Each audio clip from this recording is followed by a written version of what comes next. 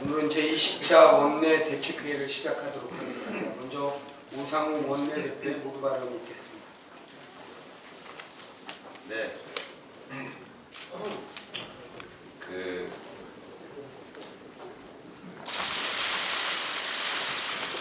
머리만 그쪽으로 사진을 찍으시는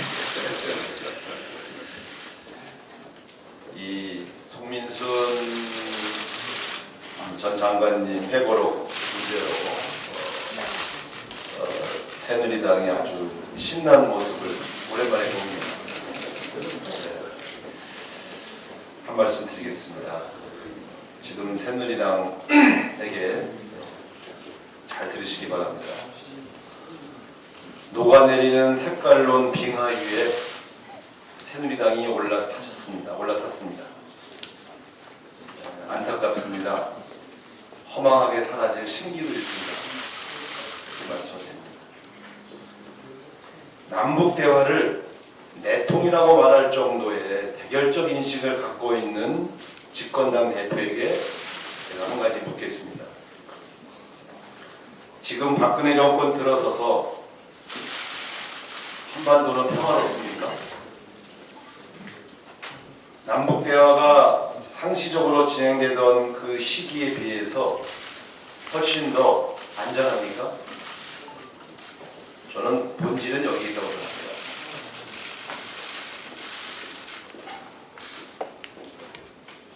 제가 판단할 때는 남북 대화가 상시적으로 진행되고 남북 간에 이런저런 의견 교환을 했을 때 우리 국민들은 훨씬 더 한반도를 안전하게 생각했습니다.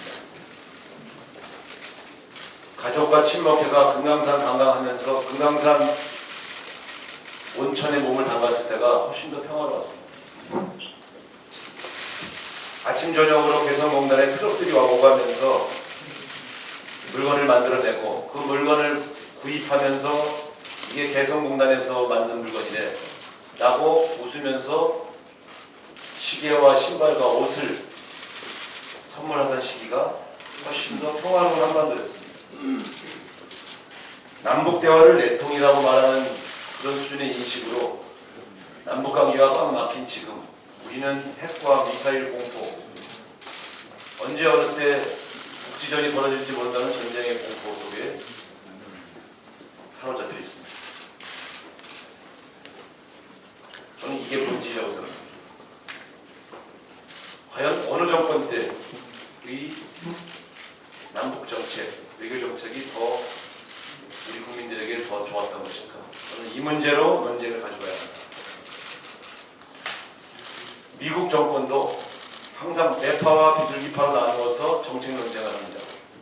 중동 정책 놓고 콜린 파월 장관과 다른 파가 대화로 풀자, 무력으로 하자 논쟁을 합니다.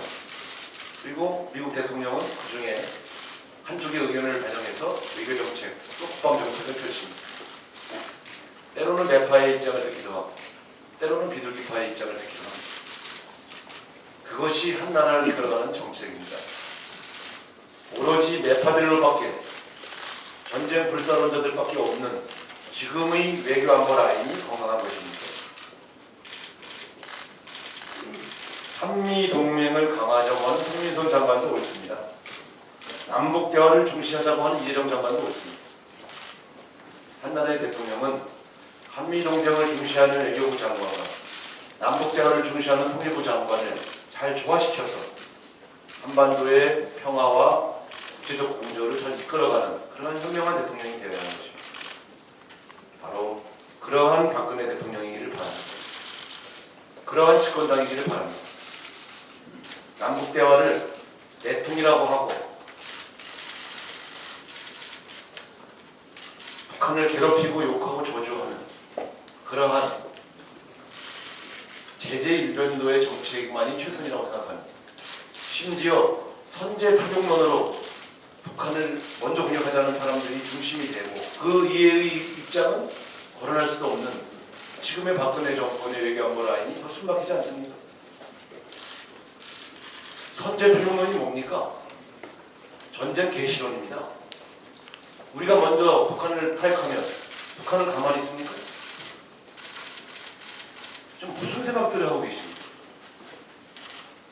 선명해 보이기 위해서, 더 선명하게 북한을 더 공격하자는 사람이 더 선명해 보이기 때문에 그런 주장을 하신다면 그런 사람은 자격이 없습니다. 자기가 선명해 보이기 위해서 전쟁도 불사한다는 이야기를 함부로 하시면 되겠습니다. 지금 손민순 회고록의 문제를 지역 말단적인 문제이고 정쟁이 아니고 한반도의 평화와 핵을 포기시키기 위해서 우리는 어떤 방향으로 가야 될 것인가에 대한 건강한 논쟁으로 승화시킵시다. 그런 논쟁이라면 얼마든지 응할 준비가 되어 있습니다. 야권의 유력한 후보를 망가뜨리기 위해서, 흠집내기 위해서 평화와 핵 정책을 어떻게 끌고 갈 것인가에 대한 정책적 논쟁을 포기하는 집권당의 모습에서 저는 오히려 피해를 느낍니다. 정신 차리십시오. 대한민국이 이렇게 한가로운 나라가 위기입니다. 다음은 전경련 문제를 말씀드리겠습니다. 70여 명이 넘는 의원들이 전경련 해체 결의안을 냈습니다. 대한민국의 대표적인 경제단체가 대한민국 국회의원의 3분의 1에 가까운 의원들이 해체를 주장하는 지경에 이르렀다는 것에 대해서 대단히 안타깝습니다. 그러나 자업자득입니다. 어버이연합 같은 극우 단체에 지원하고 청와대에 한마디 앞장서서 할당 모금이나 하는 그런 정경유착의 대표적인 행태들에 대해서는 정말 크게 지적할 문제입니다. 저는 우리 민주당이 당론으로까지 대표적인 단체의 해체 결의안을 낼 생각은 없다고 말씀드렸습니다만, 그러나 제대로 된 개혁을 하지 않는다면 또 그것 또한 가만히 보고 있지 않겠다는 말씀을 드리겠습니다. 특히 이 모든 문제를 중심에 서서 진두지휘했던 이승철 상금 부회장이 그대로 있는 한 전경련 개혁의 의지가 있다고 믿을 수가 없습니다. 저는 이승철 씨부터 전경련 부회장에서 물러나야 한다고 생각합니다. 그리고 나서 전경련의 개혁 방안들을 회원사들과 상의해서 진지하게 새로운 방향으로 제시해달라, 이렇게 부탁드리겠습니다. 제대로 된 개혁 의지를 보이지 않는다면 더불어민주당은 한 발 더 나갈 것입니다. 기다려보겠습니다.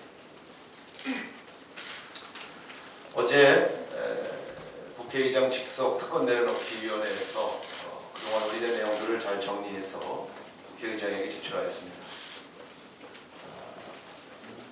정치가 신뢰받고 국회의원들이 보다 국민들에게 다가가기 위한 여러 제도에 대해서 논의해 주신 바에 대해서 감사드립니다. 적극적으로 그 취지를 반영해서 입법화하는 데 앞장서겠다, 이런 말씀을 드리겠습니다. 이런 문제는 또한 다수 국회의원들의 스스로 공유하고 공감대를 넓혀야 되기 때문에 의원총회와 또 상임위의 여러 다양한 토론을 통해서 공감대를 넓히고 그 내용들에 대해서 하나하나 점검해 나가도록 하겠다, 이렇게 말씀을 드리겠습니다. 이상입니다. 네, 이어서 윤호중 정책위 의장님 말씀이 있도록 하겠습니다. 네, 박근혜 정부의 경제정책 실패가 한국 경제를 회생절망에 빠뜨리고 국민을 불안지옥에 밀어넣고 있습니다. 주택매매와 전월세 가격의 상승, 가계부채, 청년실업 급증, 기업들의 경영 악화와 한계 기업들의 구조조정 지연, 이렇게 위기의 늪에 빠져들고 있는데 경제부총리를 포함한 경제 관료들의 현실 인식은 아니하기 짝이 없습니다.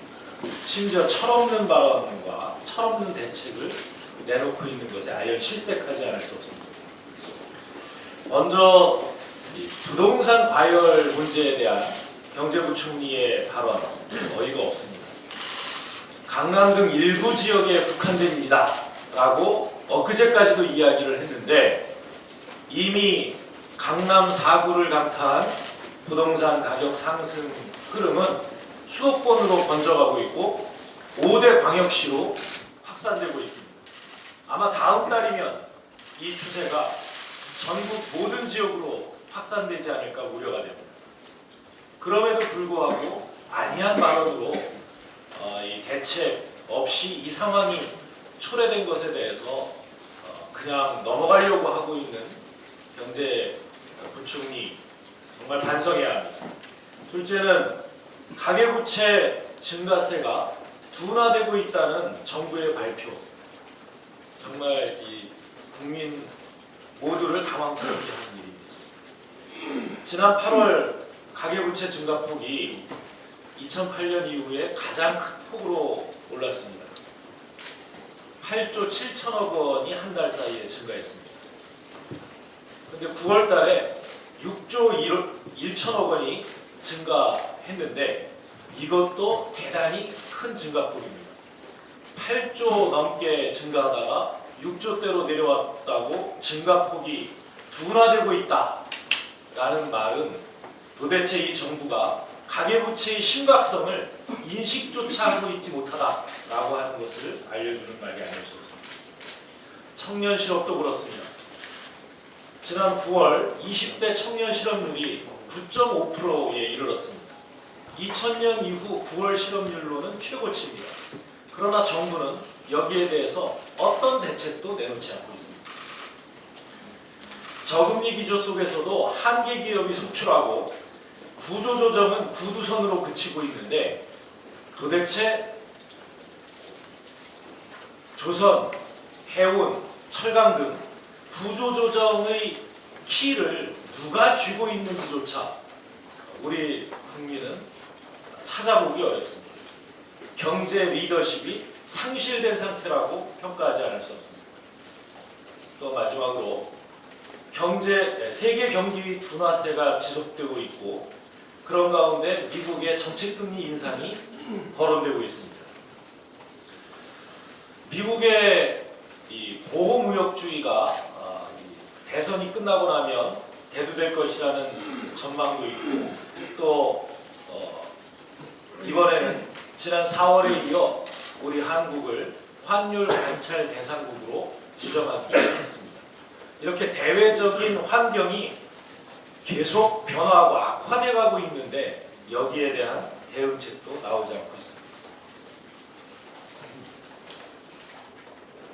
이제 우리 정부가 내놓은 지금까지의 경제정책 총체적인 실패로 끝났고 무용지물이 되었다라고 평가할 수밖에 없습니다. 그동안 지속해왔던 확장적 재정정책과 금리 인하 이 모든 것은 결국 경제성장률 제고로 이어지지 않았고 또 국민의 가계소득 증대로도 이어지지 않았습니다. 오히려 가계부채만 키웠고 이제는 부동산 과열이라는 부작용까지 낳고 있는 실정입니다. 지금이야말로 이 정부가 경제 리더십을 다시 세워야 할 때가 아닌가 저희는 이렇게 생각합니다. 우리 더불어민주당은 그동안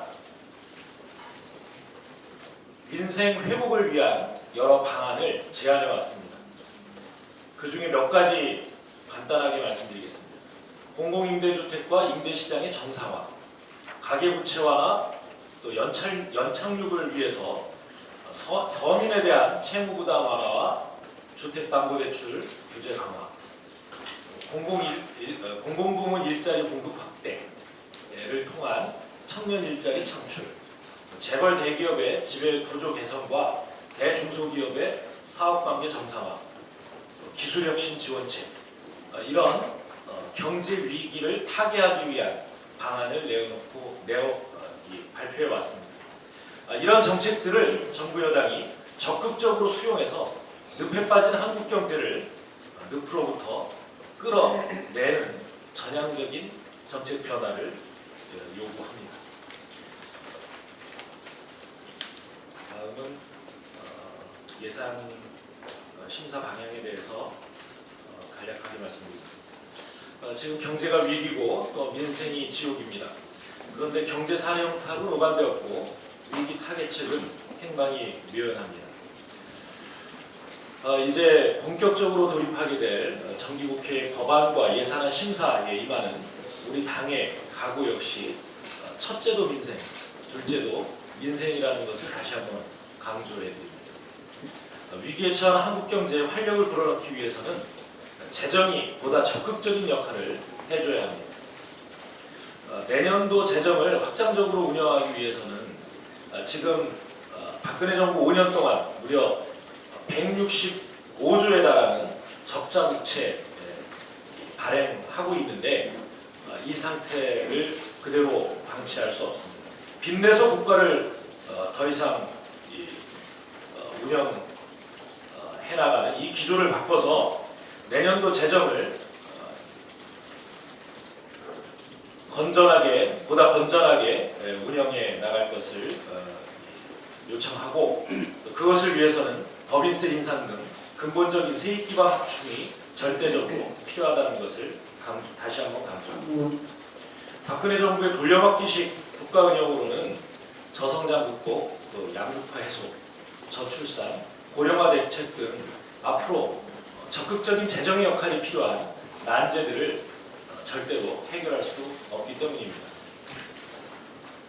그래서 우리 더불어민주당은 2017년 예산안 심사에서 확장적 재정 운용 정책의 실현을 위해서 근본적인 세입 확충 방안의 하나로 고소득자, 고소득 법인에 대한 과세 정상화를 주 내용으로 하는 세법 개정안을 지난 8월 초 이미 발표한 바 있습니다.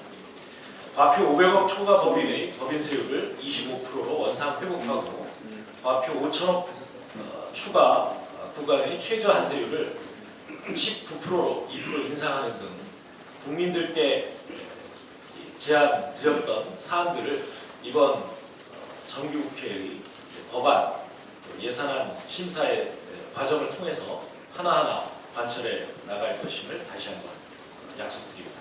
이상입니다. 네, 마지막으로 현안 발언이 있겠습니다. 김병욱 부대표의 현안 발언을. 네, 김병욱입니다. 네, 최순실 씨에 대해서 한 말씀 드리도록 하겠습니다. 다 아시다시피 문화융성과 체육 발전이라는 명목으로 출범한 미래재단과 K스포츠재단을 둘러싼 의혹이 점점 더 커지고 있습니다. 설립총회 의사록을 불법적으로 작성을 하였고 모금 과정에 있어서의 준강제성이 드러났으며 설립 허가도 다른 재단과 달리 하루 만에 승인을 해주는 등 출발 자체부터 엉망이었습니다. 그리고 운영 과정에 있어서도 대통령의 해외 순방길에 K스포츠재단이 임의적으로 만든 K스피릿을 수행하게 한다든지 차은택 씨가 주도하고 있는 문화창조 벤처단지를 지원한다든지 이런 많은 의혹이 있었으나 최근에 몇 가지 사태를 통해서 이 의혹이 점점 사실로 밝혀지고 있다고 생각을 하고 있습니다. 어제 보도된 최순실 씨의 딸이 머문 독일에 K스포츠재단의 박모 과장이 직접 현지에 가서 여러 가지 편의를 봐준 정황이 보도가 되었고 오늘은 급기야 비인기 종목을 지원한다고 하는 명목으로 추가적으로 80억을 모금해서 그 80억을 관리할 회사가 최순실과 따님이 공동 경영하는 회사에 위탁을 주는 그런 그림을 그리고 있다는 것이 언론에 보도가 되고 있습니다. 정말로 21세기 이 대한민국에 일어날 수 없는 일이 우리 눈앞에 벌어지고 있는 상황이라고 생각할 수 있겠습니다.